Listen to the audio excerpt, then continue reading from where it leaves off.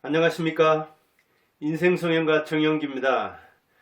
제가 58년 개띠입니다. 1958년 12월 그러니까 섣달에 태어났습니다. 그것도 한 주 만에 한 살을 먹었다고 합니다.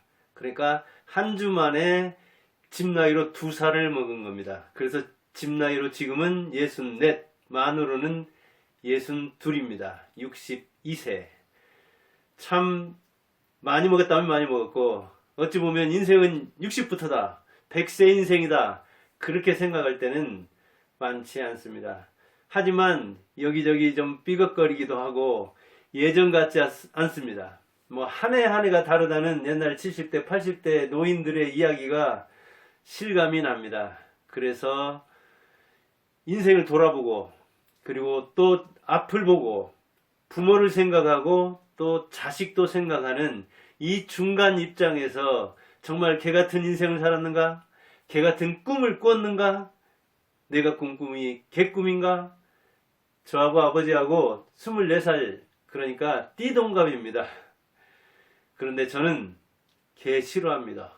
그런데 요즘 보니까 대통령 선거에도 개가 나오더라고요. 여기저기서 개를 안고 오고 예비 후보들이 그러니까 너희들만 그러냐? 나는 이미 대통령 됐지만 청와대도 개 많을 뿐더러 이렇게 새끼까지 나가지고 많다고 또 자랑을 하더라고요. 하여간 이 사람 저 사람 개를 키우는 그런 사람들을 의식한다고 하는데 그 인구가 1500만 정도 된다고 하는데 견 그러죠. 또는 개구 그러죠. 그래 구탕.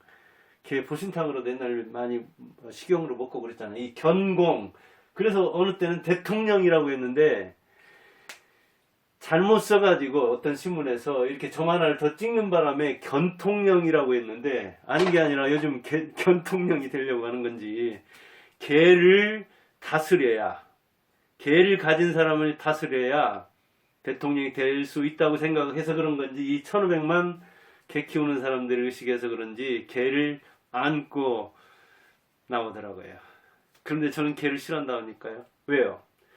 제가 산 넘어서 분교를 다녔습니다. 2년 동안 분교를 다녔는데 한 50호 되는 이 시골 마을에 산골 마을에 그 초등학교로 가려면은 산골 마을 끝 그 집을 거쳐야 했습니다. 그런데 그 집에 개를 잘 키웠고 개가 만일 새끼라도 낳으면 놓아서 먹였으니까 옛날에는 그냥 그 옆으로 지나가는 아이들을 막 따라와서 곧 물듯이 뭐 얼마나 초등학생들 어립니까? 저는 애면살까지 먹어가지고 만 6살이었던가요? 근데 그때 놀래서 그랬는지 제가 시골 고향에서 어머니나 이렇게 개를 키우고 그래도 개 안 좋아합니다. 개띠라 제가 개인데 개 키울 필요가 뭐가 있겠습니까? 그래서 저는 개를 싫어하는 그런 트라우마가 있고 시골집에서 개를 계속 키우고 그래도 그렇게 좋아하지 않은 게 참 어릴 때 그 의식이라는 게 잠재의식이라는 게 무서운 측면이 있더라고요. 또 제가 개라 그런지 모릅니다. 제가 저나 잘 키워야 돼. 그래서 저는 만일 누가 개 키우라고 돈을 준다 하더라도 저는 안 키웁니다. 한 달에 몇십만 원이 아니라 몇백만 원 준다고 아마 키우기 힘들 겁니다. 그래서 다른 사람들이 이렇게 요새 산책할 때 막 똥도 싸고 오줌도 싸고 또 어떤 사람은 아주 심하게는 개를 밖으로 몰고 와가지고 그냥 대로변에서 그 큰 산책로에서 교미를 시키려고 하는 수도 있고 그러더라고요. 참 이 개 키우는 사람들의 어찌 보면 품격도 다양하더라고요. 그리고 막 어느 그 행사장 같은 데 보면 이렇게 개를 데리고 와가지고 돌아다니게 만들고 방에서도 그렇게 만들고 하는 거. 다른 사람도 전부 다 자기 같은 줄 알지만 그렇지 않죠. 남의 자유를 내 몸과 같이 생각해야 되는데 사랑해야 되는데 내가 개를 좋아하면 다른 사람도 좋아하는 줄 알고 그렇게 자기식으로 해석하는 수들이 많죠. 예, 개 이야기를 한창 했는데 내 꿈이 개 꿈이 아니라 새 꿈입니다. 버드 꿈이 아니라 새로운 꿈. 자, 개에 붙으면 개살구, 뭐 개머루, 개복숭아 그러듯이 좋지 않은 나쁜 정상이 아닌 정통이 아닌 그럴 때 개를 쓰기도 하죠. 그래서 개를 그렇게 좋아하면서도 왜 이렇게 개라는 이 접두어는 안 좋은 의미로 쓰는지 모르겠어요. 그래서 저는 새로운 꿈 꾸는 사람이냐, 개띠니까 개꿈 꾸는 사람이냐. 제 꿈은 어릴 때 그냥 공무원 되는 거였습니다. 왜 그러냐면 시골에서 70평생 그 고향을 떠나지 않고 거기에서 농사를 지은 이 아버지 꿈은 초등학교 2학년 중퇴생이기 때문에 거기서 고등학교 나와가지고, 고등학교도 아마 중퇴했던가요? 공무원 하면서 농사 짓는 사람이 가장 부러웠는가 봅니다. 그래서 그 당시에는 70년대에는 제가 77년에 고등학교를 졸업했는데 5급 공무원이었습니다. 지금 9급이지만 5급이어가지고 뭐 1급 이를테면 갑을 이렇게, 조선시대 때는 9급 해가지고 갑을 그랬잖아요. 그런데 해방 이후에는 그렇게 5급 갑을이었는데 저한테 5급 공무원 되더라고요. 이 동네 안에서 찾은 겁니다. 동네 안에서 가장 부러운 사람. 근데 한때는 이제 그 사촌 형이 저기 대구 영천 있는 데 있던가요? 3, 4관 학교 갔어요. 3군 4관 학교. 그러니까 또 3, 4관 학교 가라고 하더라고요. 참 뭐 군이나 경찰 이거는 또 맞아야 하잖아요. 그래서 아버지는 이 큰집 사촌 형 또는 동네에서 그 동네 그 집성촌이었는데 우리 어머니가 집성촌 성씨였는데 원씨, 그래서 그쪽 모델 또 이 집안 모델, 근데 그런 영향을 아무래도 받은 것 같아요. 근데 조금 아쉬워요. 아버지로서는 뭐 정 최선을 다해서 키웠고 저라면 그런 아버지의 능력을 발휘하지 못했을 텐데, 뭐 고모뻘 할머니도 2원 모시고 고모뻘까지 하면은 삼촌까지 하면은 한 3명 이렇게 또 키워냈지. 자식들도 6남매 키웠지. 9명이나 건사했으니까 대단하죠. 밭은 빌려서 논 몇 마지기 되는 거 가지고 초인적인 능력을 발휘했는데도 그럴 수밖에 없었죠. 동네가 전부인 줄 알았으니까. 그게 우주였으니까요. 그게 세상이었으니까요. 아무튼 저는 거기에 뭐 어느 정도는 부응을 해서 제가 갈 수 있는, 고등학교 나와서 대학 가기도 어려운 형편이었지만 5남매 장남이니까, 5남일래 장남이니까 제가 부모 부담을 덜기 위해서는 빨리 진짜 공무원 합격해가지고 반 부모가 돼서 부모와 함께 자녀를, 아니 그 동생들을 돌봤으면 동생들이 더 혜택을 봤을 텐데, 제가 가서 또 그 다음에 이제 석사도 하고 박사도 해서 역시 공부 욕심을, 직업 욕심을 차린 측면이 있죠. 사범학교 가서 교사가 되었고, 그 다음에 교수가 되려고 했는데 한 40안팎 됐는데 뭐 지도교수도 마음에 좀 안 들고, 그 다음에 교수 되는 것도 여의치 않고, 또 교수도 뭐 되는 게 그게 뭐 커 보이지도 않고, 그때는 또 패기 백전 해가지고 패기 만점 해가지고 내가 차라리 대학 하나 세우고 말지 하는 그런 패기로, 그러나 그게 뭐 여의치 않아서 하고 나다가 50살부터는 인생 성형가로 나섰습니다. 자, 제가 학원하면서도 학생들한테 많이 물어보고, 그 다음에 중학교에서도 대학에서도 시간 강사할 때 이렇게 물어보면, 그 다음에 부모들도 그렇고, 대개 우리나라에서는 꿈하면 직업입니다. 공무원이다, 외교관이다, 의사다, 변호사다. 무엇을 통해서, 무엇을 해서 진짜 내가 바라는 바를 뭘 이루겠다, 어떤 의미, 어떤 보람을 찾겠다 하는 쪽보다는 그냥 나는 선생 되지, 뭐 간호사 되지, 뭐 이렇게 나오는 거죠. 직업을 꿈으로 생각하는 거죠. 그러니까 공무원, 뭐 5급 공무원이 뭐 하는가도 모르고 행정고시 보고, 7급 공무원이 뭔가 모르면서도 법원 7급 되고, 9급 공무원이 뭐 하는가 모르고 뭐 직업, 지방직, 중앙직 선택하는 거예요. 가서 보면은 내가 공무원만 되면 환상의 세계, 꿈의 세계에 살 줄 알고 갔는데 역시 현실은 다르죠. 저도 그렇더라고요. 선생님 가보니까 현실은 다르더라고요. 교감이며 교장이며 뭐 시골 학교에 가니까 벽제학교라고 하는데 이 나이든 교사들과 이것저것 하며, 그 다음에 그 담임들끼리도 그렇고 또 교과목끼리도 그렇고, 어디나 대학이든 중학교든 또는 변호사든 의료계든 꿈을 직업으로 생각하는 우리가 거기에 들어가면 역시 대부분은 실망할 수도 있고, 이거 현실이 다른데? 그럴 겁니다. 자, 탤런트 되려고 한 사람은 들어가 보면 알겠지만 현실은 항상 생각과 꿈과 다르게 돼 있죠. 저도 그래서 꿈을 이렇게 직업으로 생각을 했고, 부모도 꿈이 뭐냐 하면 대통령 돼야 되겠다, 과학자가 되겠다, 변호사 돼야 되겠다, 뭐 이런 직업을 이야기하는데 일을 생각해야 되는데, 제가 나이 한창 들어서 시험 가까우니까 그런 생각이 들더라고요. 그래서 학원 한 15년, 정규직, 비정규직, 학교도 뭐 공립, 그 다음에 사립, 중학교, 대학교 가서 강사, 조교, 시간 강사 이것저것 하다가, 야, 이게 진짜 내가 하고 싶은 것 해야 되지. 어떤 사람들 그러니까 먹을 만큼 벌어놓고, 자, 밥 걱정 없으니까 하고 싶은 일 하는 거 아니냐. 뭐 일면 맞을 수도 있죠. 또 한 사람이 교직에 있으니까 그 한 사람 뺑 믿고 그런 거 아니냐. 또 일면 그것도 타당하죠. 종합적으로 제가 판단한 것이기는 하지만 한 가지 가지고 딱 이야기할 수는 없지만, 그 간절한 꿈은 제가 나가서 몇 년이면 제 직업을 만들 수 있다고 생각했고, 말과 글로 작가로서 먹고 살면서 내가 하고 싶은 일을 하면 얼마나 좋겠느냐, 그렇게 꿈을 꿨지만 그 꿈은 1, 2년이 아니라 한 12, 13년 됐는데도 역시 이루기가 쉽지 않더라고요. 참 황야에서, 들판에서 이리처럼, 저 공중에서 새처럼 자유롭게 자유를 만끽하며 밥벌이를 해결한다는 거, 이거 좁은, 어찌 보면 손바닥만한 우리나라에서 쉽지 않더라고요. 제가 학원에서는 한 15년 안팎 정말 전라북도에서 이름을 날리면서 살았기 때문에 그 성공이 저주가 되리라고는, 이 성공의 저주의 함정에 빠지리라고는 꿈에도 생각 안 했는데 그렇게 됐습니다.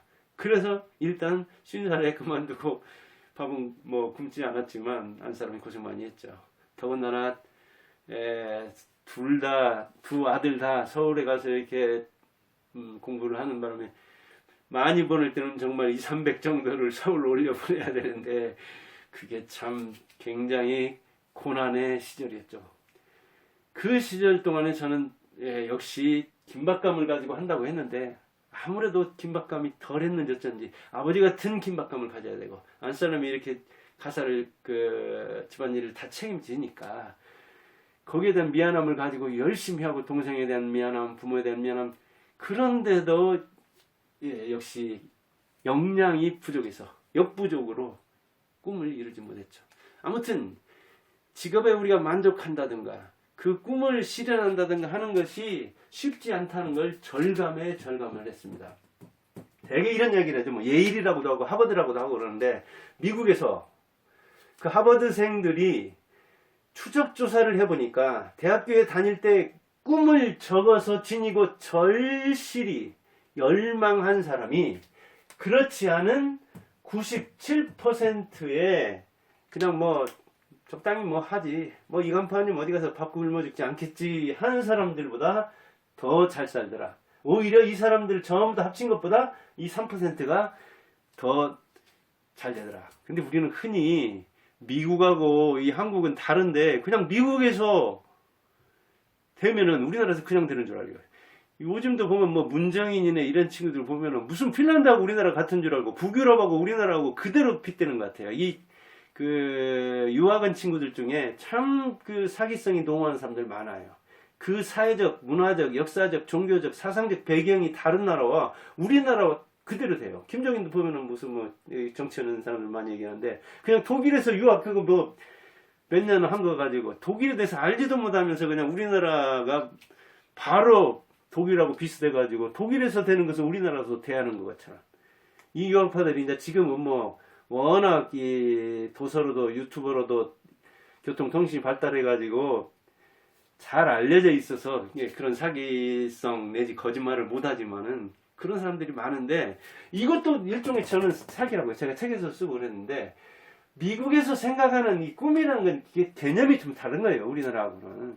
진짜 그 사람들이 가진 꿈이라는 것은, 열망이라는 것은, 이 친구들이 영국에서부터 메이플라워를 타고 미국에 올 때 목숨 걸고 종교적 자유, 그리고 자기가 실현하고자 하는 그 도전 정신, 개척 정신, 프론트 정신, 서부든 동부든 중부든 목숨 걸고 자기 꿈을 실현하는, 인디언과 아니면 또 프랑스, 영국, 여기저기서 그 독립을 하기 위해서 자기 목숨을 걸어야 하는 거잖아요. 지금도 그러니까 그런 정신 그 도전적이잖아요. 우리는 회피적이고 우리는 안정을 추구하니까 공무원을 선호하지만 미국 애들은 교수들도 사실은 사회주의 낮잖아요. 창업해서 자기 세계를 구축한 사람, 1인 대통령으로 살아간 사람을 높이 보잖아요.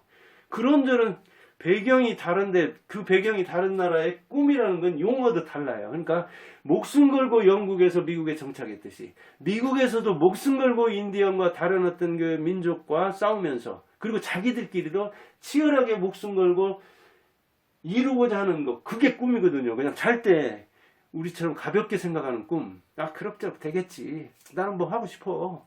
나는 뭔 직업 좋지. 간호사라는 게 70만. 교사가 되겠다. 60만. 변호사 되겠다. 3, 4만. 의사 되겠다. 13, 4만. 그런 직업군, 교수가 되겠다. 언론이 되겠다. 마찬가지죠. 그런 직업군이라는 것은 무수히 많은 거예요. 그런 그 막연한 꿈보다도 구체적이고 목숨을 건 것 같은 그런 개념이 강하죠. 미국 애들은 그렇게 쓴다고요. 원래 성향이 이렇게 도전적이고. 근데 우리나라의 그 미국에서 되는 어떤 연구라든가 뭐 심리학적인 거라든가 이런 걸 그대로 들여오면은 우리 상황에 맞지 않는 게 매우 많아요. 우리는 유교적인 게 많은 데다가 그 뒤에 이제 뭐 불교적인 거, 기독교적인 거 이런 것저런 것이 융합된 퓨전된 그런 측면이 있는 거잖아요. 우리나라 사람들이 꿈이 아니라 결혼마저도 굉장히 막연하게 생겨요. 그럭저럭 그냥 어울릴 것 같아서 그냥 마음에 들어서 살아보면 좀 행복할 것 같아서 둘이 있으면 외롭지 않아서 그냥 성격이 좋아서 말이 통해서 결혼도 그런 정도인데 결혼이 직업보다도 훨씬 더 치밀하게 계획을 세우고 고민 고심해서 선택하는 그 배우자라고 하는데도 그런 거예요. 직업과 배우자와 이거 중요하잖아요. 근데 배우자 선택할 때 매우 물론 고민하고 직업 선택도 고민하지만 되게 꿈이라는 거는 어릴수록 더 그렇게 막연하고 그 환상적이고 비현실적인 그런 측면이 있다고요. 잘 모르니까. 왜? 나도 모르고 현실도 모르니까. 그런데 제가 이제 신사를 되면서 꿈마저도 지금 돌아보면 역시 그때도 막연했어요. 인생 성형가라는 새로운 직업을 만든다는 그런 그 사명감은 있었지만 그런 또 실력이 됐느냐. 그런 것저런 걸 따지면 제 꿈도 그렇게 열망적이지는 정말 구체적인 목표를 세워서 그걸 실현 가능하게 그 계획에 따라 그렇게 물론 뭐 변수가 워낙 많으니까 그때그때 대응해야 되지만 그렇게 되는 거예요. 그래서 어찌 보면 우리가 직업이다 했기 때문에 교사가 되면은 자기가 그냥 꿈이 막연해서 직업으로 꿈을 꿨기 때문에 그냥 방학을 해야 좋고 공무원들도 퇴근해야 좋고 휴가를 내야 좋고 왜? 그 일이 뭔지도 모르고 들어갔기 때문에 그런 측면이 있는 거거든요. 뭐 다 그러죠. 저도 마찬가지였어요. 그래서 제가 이제 하고자 하는 일을 정말 내 인생을 걸고 이렇게 이제 직업을 만들려고 했는데 저도 역시 이 인생을 성형하려고 했지만 그래서 유튜브에 보면은 못난 사람 하나도 없더라고요. 실패한 사람 하나도 없더라고요. 불행한 사람 없더라고요. 인스타그램도 마찬가지고 페이스북도 마찬가지고 TV도 전부 다 잘난 빠진 사람만 있고 유튜브에도 보면 뭐 여행 갔다 오면 그냥 근데 어떤 출판사에서 얘기했더라고요. 출판사 산티아고를 어찌 그렇게 많이 갔다 왔는지 산티아고 책 좀 내달라는 사람이 왜?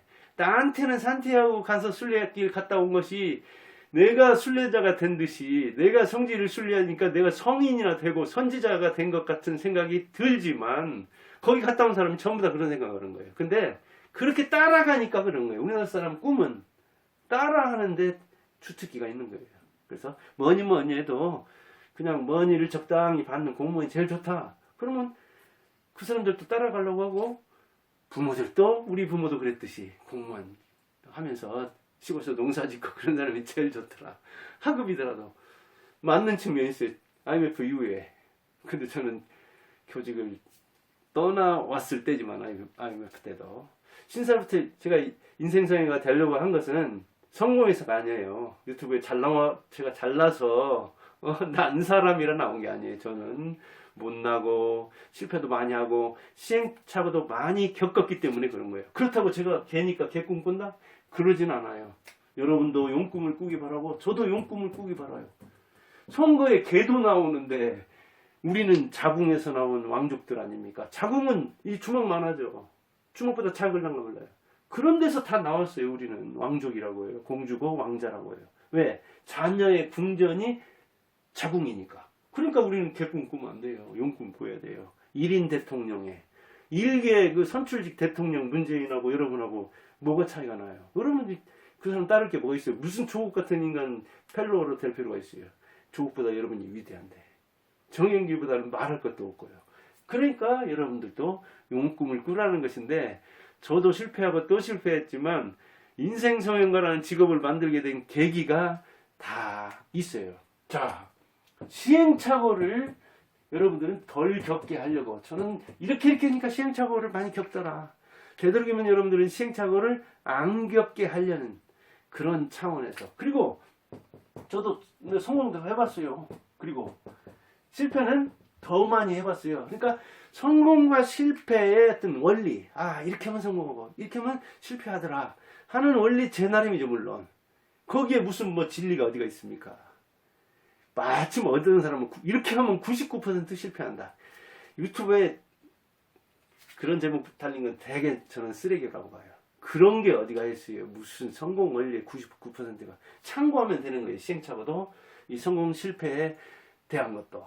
그리고 저는 꼭 얘기해주고 싶은 게 바로 뭐냐면 패자 부활전에 나가야 돼요. 패자 부활전. 자, 저 지방대 나왔어요. 그래서 뭐 그렇게 잘 나가는 사람 아니에요. 그러면 일단 패자라고 볼 수 있겠죠. 그러면 지금부터라도 자, 서울대생, 고대생, 연대생 끌어내가지고 패자 부활전을 할 수가 있잖아요. 어디가 그래요? 유튜브가 그렇잖아요. 이 패자들 모여서 다시 부활할 수가 있잖아요. 누가 굳이 면대면 대결하지 않고. 그래서 신의 한수, 신의 식이든가요? 그 사람 대단한 거예요. 전문학교가 옛날 나왔는데.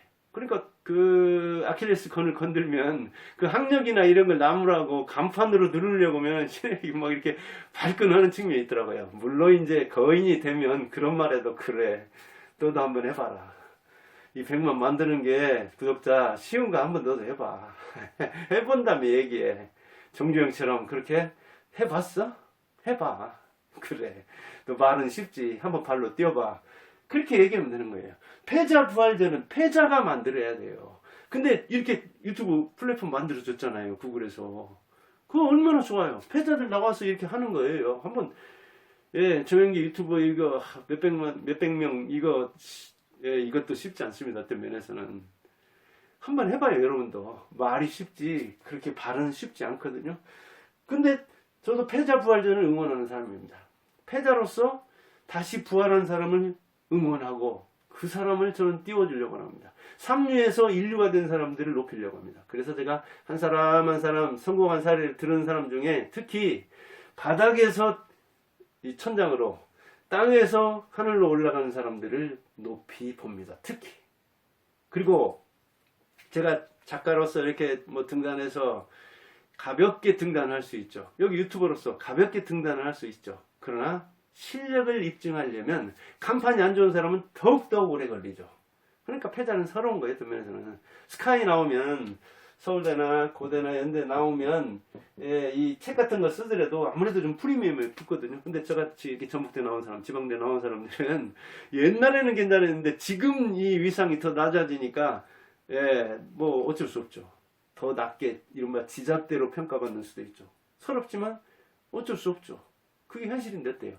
그런 사람일수록 패자부활전에 나가서 승리해서 야 지방대 사람들이 이렇게 절치부심해가지고 일어서니까 대단하구나. 그런 말을 듣도록 실력으로 입증하면 되잖아요. 간판 시원찮으니까. 그런 걸 제가 하겠다 이거예요. 이 인생 성형가로서 여러분 용기를 잃지 말라고. 그 다음에 담력을 어떻게 하면 기를 수 있는가. 이 맷집. 담력 배가하는 거. 그런 사람들에게 용기를 주고 싶고 쫄지 말라 이거예요.